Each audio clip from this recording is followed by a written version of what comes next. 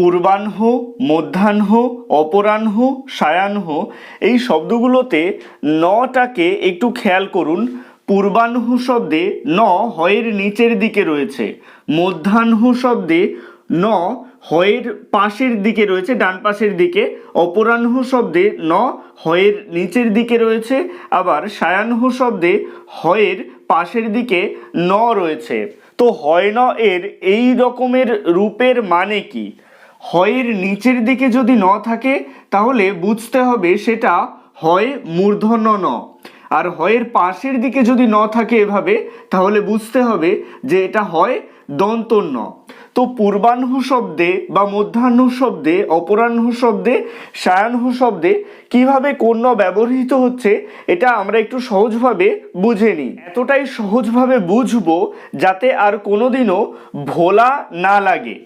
এই অনহ শব্দের আগে যদি পূর্ব বা অপর থাকে, অনহ শব্দের আগে যদি পূর্ব বা অপর থাকে তাহলে অনহ শব্দের যে ন সেটা মূর্ধন্য ন হয়ে যায়। এক্ষেত্রে অপরাহ্ন শব্দে অনহ শব্দের আগে অপর রয়েছে, পূর্বাহ্ন শব্দে অনহ শব্দের আগে পূর্ব রয়েছে। এই কারণে এই দুটো শব্দের ক্ষেত্রে অনহ শব্দের মূর্ধন্য ন হচ্ছে।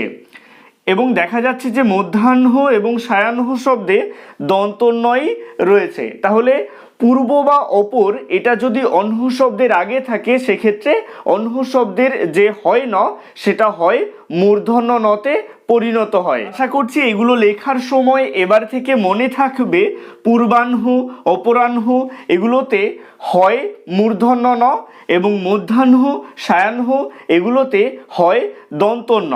এ প্রসঙ্গে বলে রাখি, পূর্বাহ্ন এটা হলো দিনের প্রথম ভাগ বা সকাল, মধ্যাহ্ন এটা হলো দিনের মধ্যভাগ বা দুপুর, অপরাহ্ন এটা হলো বিকেল এবং সায়াহ্ন এটা হলো সন্ধ্যা। এবং এই শেষে যে হয় না রয়েছে সেটা কিভাবে উচ্চারিত হচ্ছে? পূর্বাহ্ন, পূর্বাহ্ন। হটা আগে রয়েছে ঠিকই, কিন্তু নটা আগে উচ্চারিত হচ্ছে, হটা পরে উচ্চারিত হচ্ছে। মধ্যাহ্ন, অপরাহ্ন, সায়াহ্ন। আশা করছি এই বিষয়গুলোও আপনারা মাথায় রাখবেন। আজকের ভিডিওটা কেমন লাগলো অবশ্যই কমেন্টের মাধ্যমে জানাবেন। ভালো লাগলে লাইক করবেন এবং ভিডিওটাকে শেয়ার করতে ভুলবেন না।